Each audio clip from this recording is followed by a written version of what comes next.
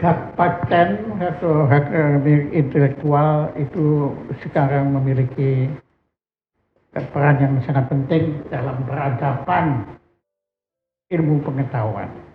Sebab begitu banyak manusia berhasil menemukan, ya istilahnya itu menemukan bukan menciptakan, ya karena itu dianggap sebetulnya sebelumnya sudah ada. Nah, ini adalah sesuatu yang sangat penting dan maka rekod Muri kali ini itu menjadi sangat penting juga. Yaitu ada seorang tokoh ilmuwati Indonesia yang memiliki mahakarya di bidang stem cell itu bukan sekedar sebagai yang melakukan, tetapi berhasil menemukan bahkan kemudian memiliki hak milik intelektual atas penemuan-penemuan beliau yang berjumlah sampai tidak kurang dari 9. Nah, tolong Dokter, Anda ceritakan apa saja yang Anda temukan. Silakan. Ya, terima kasih Pak Jaya. Pernah saya membaca kalau rahmat Allah itu kita memang tidak pernah ada bosennya. Jadi kalau kita menemukan itu memang adalah mencari rahmat Allah karena yang menciptakan adalah Allah tersebut. Nah, kenapa kok Anda yang dikasih anugerah, saya kok bukan saya? Ya, pilihannya beda. Kalau Pak Jaya gitu, kan di ya, lainnya ya. yang lebih ke arah ya pokoknya seni, saya nggak boleh tidak boleh cemburu ya. Oke. Silakan. Terima kasih. Jadi di sini untuk kekayaan intelektual jadi diberikan oleh kita daftarkan ke Kemenkumham.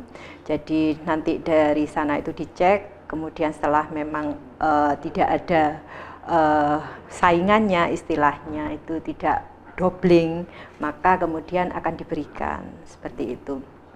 Ada istilahnya hak kekayaan intelektual. Dalam hal ini ada beberapa macam.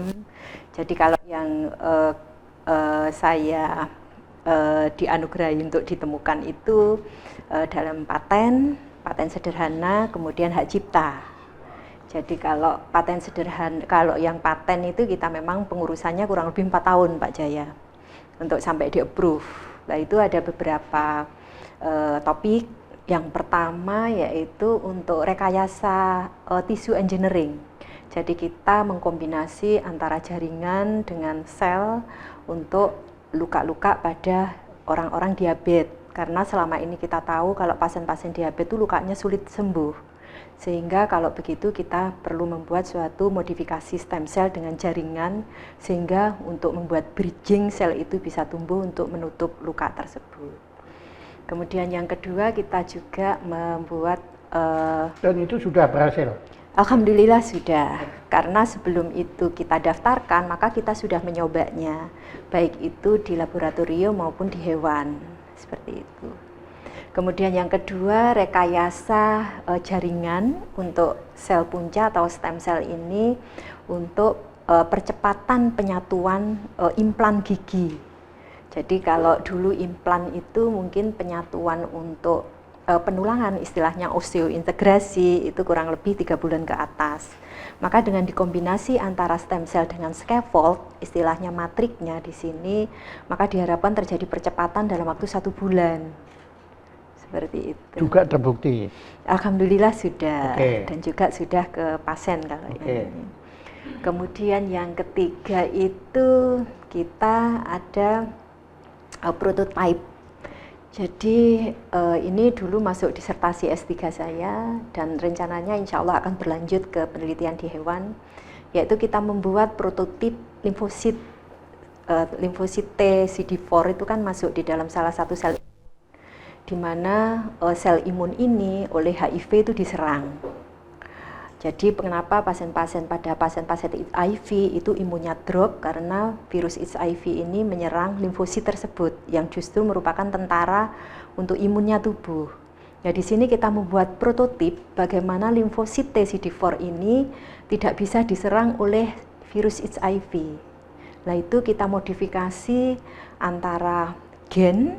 Kemudian gen itu kita modifikasi, kita potong, kita sambung, kemudian kita masukkan ke dalam stem cell kemudian kita biakkan sehingga turunannya menghasilkan suatu prototip limfosit yang sudah termodifikasi gennya sehingga resisten atau tidak mempan kalau diserang virus HIV. Itu Pak Jaya yang ketiga. Yang keempat kita membuat medium transport. Jadi kalau stem cell sebelum kita suntikkan, kalau jarak jauh itu kan paling enggak 2 jam itu harus segera disuntikkan. Kadang kan terinspirasi dari orang yang memerlukan, kalau misalnya kita membuat di Surabaya, orang yang memerlukan misalnya di Medan atau di Jakarta, sehingga bagaimana sel itu tidak perlu diolah lagi, bisa langsung disuntikkan sehingga kita buat medium membuat sel itu bisa hidup jangka panjang, kurang lebih 24 jam begitu. Itu yang nomor 4 ya? Nomor 4. Nomor 5? Nomor 5 itu kita bersama tim ortopedi. Kalau ini saya bersama tim ortopedi itu membuat rekayasa tissue engineering. Jadi pasien-pasien OA itu kita buatkan scaffold yang untuk tulang rawan kita kombinasi dengan stem cell. Stem cell-nya itu yang sudah progenitor untuk membentuk tulang rawan. Nah di situ kita kombinasi kemudian untuk diaplikasikan atau merepair untuk jaringan tulang rawan untuk osteoartritis pada sendi-sendi lutut seperti itu. 6. Yang ke-6 itu ini juga bersama tim.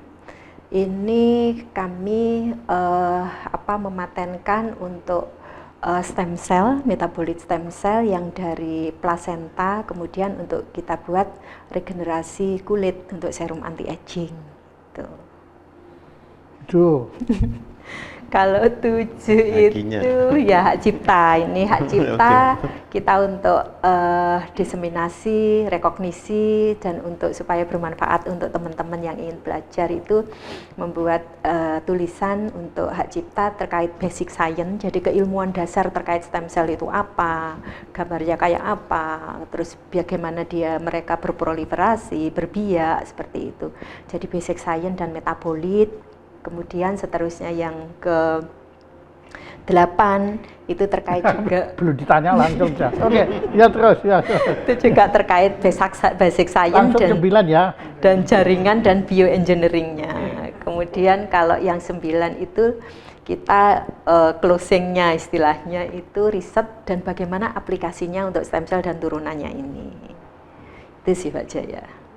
Kalau sudah mendengar atau sebelum saya memberi komentar, saya minta pengabsahan dulu dari pendamping Anda ya. Apa dia ini hoax apa enggak, bohong enggak yang beliau cerita itu. Terima kasih Pak Jaya. Jadi Dr. Purwati ini adalah staf di Fakultas Vokasi. Dan Fakultas Vokasi ini adalah fakultas yang di dalamnya ada 19 program studi, salah satunya yang di home base oleh Dr. Purwati. Ini adalah target untuk Fakultas Vokasi adalah mendapatkan atau menghasilkan paten, haki maupun hak cipta. Kalau fakultas-fakultas yang lain, yang akademik, itu targetnya adalah publikasi. Tapi kalau di vokasi targetnya adalah paten, haki, maupun hak cipta. Jadi kalau Dr. Purwati hari ini misalnya mendaftarkan di Museum Muri 9 paten, dalam hal ini 5 paten, kemudian 1 yang paten sederhana dan yang 3 yang hak cipta, ini benar-benar memberikan support untuk Fakultas Vokasi sangat besar. Jadi ini yang kami harapkan, yang kami usahakan di vokasi itu seperti ini. Karena vokasi ini adalah bagian kecil dari UNER, karena di vokasi ada 3 bidang. Ya, UNER itu sekarang kan ada kesehatan, ada bisnis, ada teknik. Di vokasi semuanya ada di situ. Jadi istilahnya di sini adalah miniaturnya Universitas Erlangga itu ada di vokasi. Dan salah satunya penghasil paten, haki, hak cipta terbanyak. Ini yang sangat saya apresiasi untuk Dr. Purwati. Dan di samping apresiasi, jadi Anda jelas menggarisbawahi bahwa apa yang beliau utarakan semua benar adanya. 100%, bahkan mungkin 1000% benar adanya. Iya, betul. Terima kasih Pak, terima kasih. Pertanyaan saya, kenapa beliau kok belum dapat Nobel? Nobel itu bisa diberikan siapapun. Ya.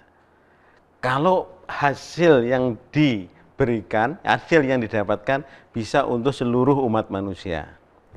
Dr. Purwati dalam hal ini mengarah ke situ. Oh, ya sudah. Yang penting saat ini mengarah ke situ. Oke. Ya. Tinggal menunggu waktu untuk bisa mencapai tinggal menunggu sampai Nobelnya. panitia Nobelnya antenanya menangkap apa yang dilakukan di sini. Ya, itu. Karena saya sudah sedikit mempelajari Nobel itu, sebetulnya itu betul ya bejan-bejanan sebetulnya. Ya, seperti karena saya adalah pasien beliau yang mengakui keampuhan beliau, maka ya ada kaitannya dengan Muri. Kalau enggak mungkin saya pikir apa ini haki 9 ini kok apa. Tapi karena kemudian saya tahu benar apa yang beliau lakukan dan kemudian saya pelajari juga jurnal-jurnal yang menulis tentang beliau, saya baru tahu kalau ini orang memang sebetulnya sangat layak untuk dapat Muri dan memang sebetulnya sangat layak untuk dapat anugerah Nobel. Tinggal Nobelnya tahu apa enggak ya di sini. Nah itu memang susahnya kita itu dalam hal ini memang sifatnya rekodnya ibu ini tidak politis ya, karena kalau politis itu lebih mudah untuk dapat Nobel ya. Karena saya akui tidak semua yang dapat Nobel itu betulnya layak dapat Nobel. Banyak yang pertimbangannya politis. Yang paling jelas adalah Aung San Suu Kyi. Dan yang kedua adalah Obama. Obama itu belum ngapa-ngapa, baru jadi presiden sudah dapat Nobel. Loh apa dia belum berbuat apapun, tapi dia dapat Nobel karena orang dari Nobel memang punya kepentingan agar Obama ini berbuat sesuatu kepadanya. Nah, insya Allah panitia Nobel, Dewan Juri Nobel akan melihat bahwa apa yang dilakukan oleh beliau itu sangat berguna. Bukan hanya berguna, tapi sangat berguna. Sebagai seorang penyandang diabetes, tadi saya dengar tadi betapa indahnya kalau luka-luka itu cepat sembuh. Yeah. Ya, itu yang bisa menilai itu yang merasakan. Ya, memang. Nah, tapi di sinilah apa yang beliau lakukan itu menurut saya bagus sekali. Dan ya insya Allah ya Nobel apa tidak Nobel itu nggak penting, tetapi yang penting adalah apa yang Anda lakukan itu bukan hanya berguna sebagai haki, tetapi juga nyata berguna untuk masyarakat. Ya. Untuk sementara Indonesia dulu, ya, tapi ya Dokter Pur tahu kan tidak semua orang mau berguna boleh. Ingat aja nasibnya Dokter Terawan, mau berguna kan tidak boleh dia, kan? Gitu, ya, walaupun ya kontroversial semua. Tapi saya pengagum kolega Anda, Profesor Nidom. Ya, menurut beliau dia itu, kalau menurut saya itu untuk dunia beliau itu kalau bicara virus itu beliaulah orang yang berhak bicara itu, Profesor Nidom. Tapi beliau pun banyak ditentang juga kan, situ. Ya, dokter, selamat. Ya, memang tadi pertanyaan saya itu pura-pura aja. Ya, sebetulnya ya kita ini semua yakin bahwa Anda memang berhak.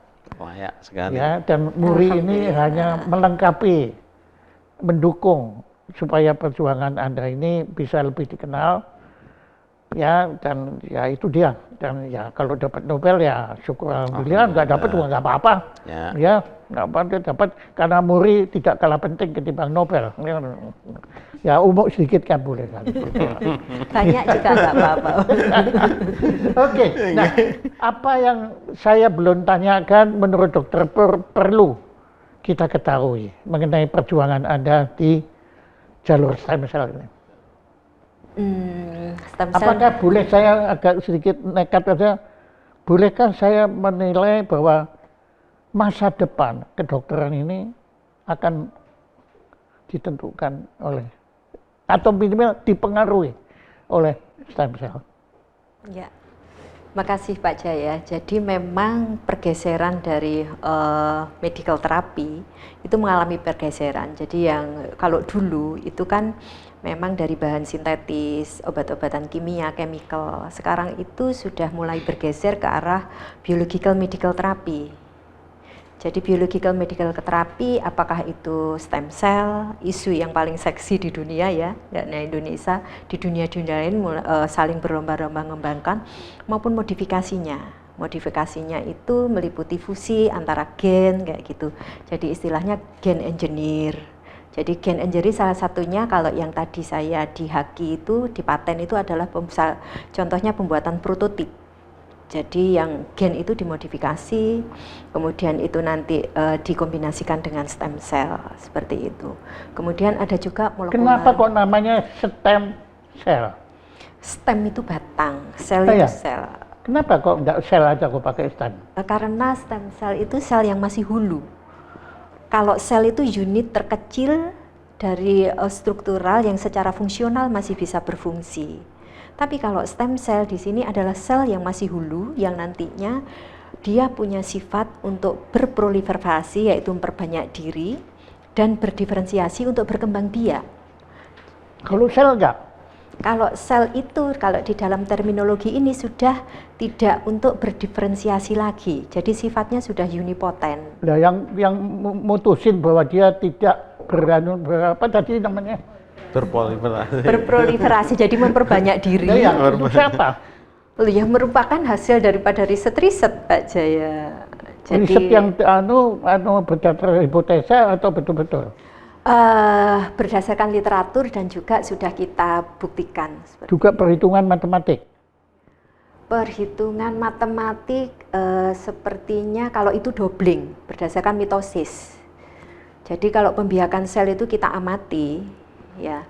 Nah itu di bawah mikroskop konvokal namanya. Di situ terlihat step-step dari sel itu dari 1 menjadi 2, 2 menjadi 4, 4 menjadi 8. Itu namanya mitotic proses. Dan itu ada waktunya secara matematikal. Seperti itu. Ya waktu ya matematik memang. Oke. Nah,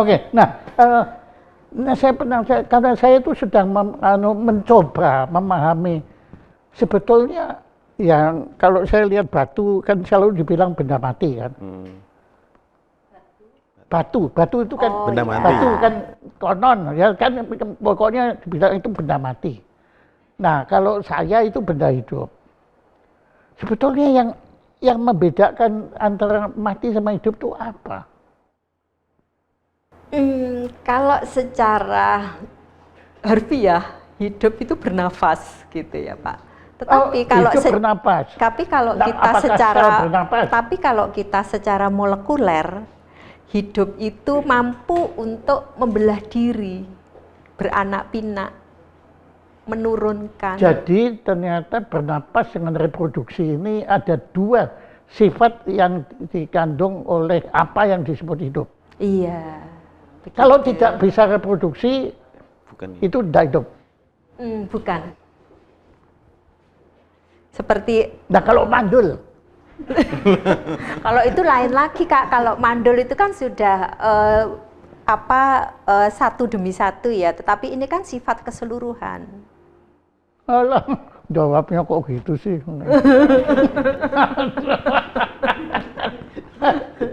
Ya maksudnya. Ya, tapi apakah Anda setuju sebetulnya, termasuk Prof. Ya, kita belum tahu misteri yang menyelubungi apa yang disebut hidup. Ya. Anda setuju? Ya. Boleh. Ya. Itu hanya dari sisi pengetahuan tadi yang dijelaskan oleh Bu Dr. Porwati. Iya betul. Emang? Karena saya mau itu ngeden gitu, nggak mudeng-mudeng saya itu. Ya, anunya betul hidup itu apa gitu. Iya, secara teoretikal begitu. Sama saya ngeden mikirkan tentang hukum di Indonesia. Dokter Lufti itu pikir ini hukum apa rampok gitu loh, saya pikir. Oke, ya udah. Oke, nah jadi kembali lagi ke stem cell itu. Nah kalau stem cell itu jadi apa sih sebetulnya stem cell itu? Stem batang. Iya. Nah kalau kita bicara batang kan artinya ada rantingnya. Iya, benar. Jadi pertama kali stem cell itu ini setelah saya Pak mendalami riset-riset sekian lama dan juga perenungan. Jadi konsep dan proven daripada stem cell itu menunjukkan ketauhidan Allah Subhanahu wa taala sebagai Sang Pencipta. Manunggaling kawula Gusti.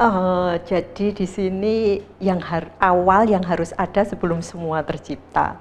Nah, secara hierarki stem cell itu berasal dari suatu sel, dari yang satu yaitu zigot. Zigot itu merupakan sel telur, sebuah sel telur yang dibuahi oleh sperma. Ini sifatnya totipoten. Jadi totipoten itu paling tinggi hierarkinya di stem cell. Kemudian dia bisa berbiak memperbanyak diri dan berbiak sesuai dengan garisnya menjadi stem cell lagi di bawahnya hierarkinya yang bersifat pluripoten. Pluripoten itu dimiliki oleh embrio. Kemudian dia bisa memperbanyak diri lagi dan berbiak lagi menjadi stem cell yang bersifat multipoten. Kemudian dia berbiak lagi dan memperbanyak diri lagi menjadi sel yang bersifat unipoten atau progenitor yang Pak Jaya sebut tadi sel.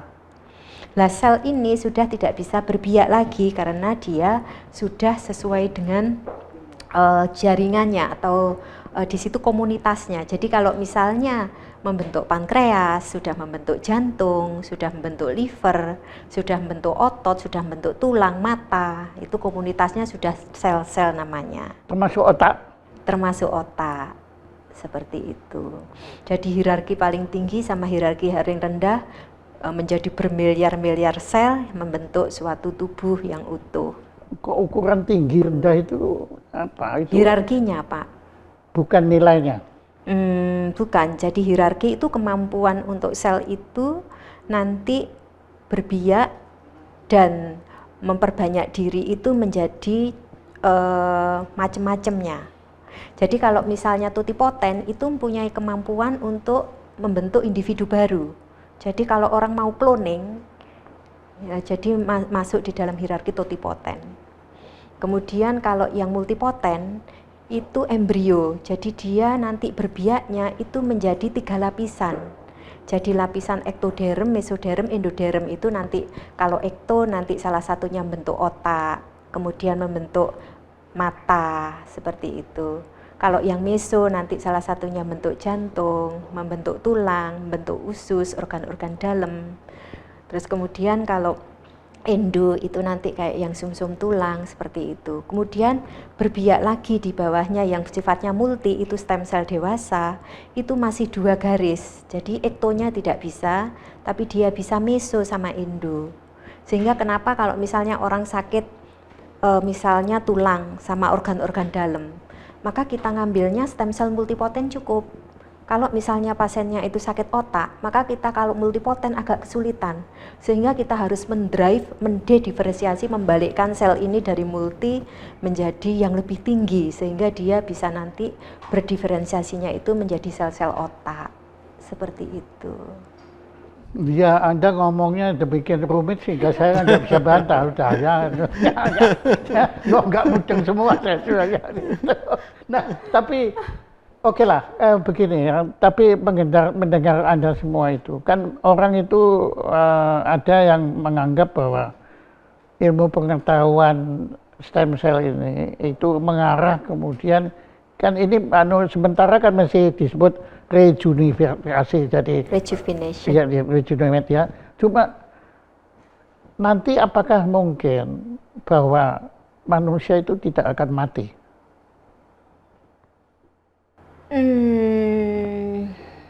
Jadi segala sesuatu ciptaan Allah itu ada usianya.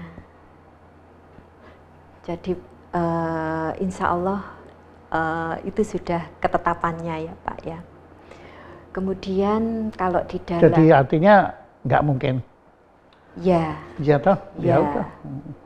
Ya itu. Seperti itu. Itu yang saya harapkan. Cuman coba kalau kan ada yang katanya kita bisa usianya cuma 200 tahun. Ngapain 200 tahun? Ya, kalau lama banget gitu.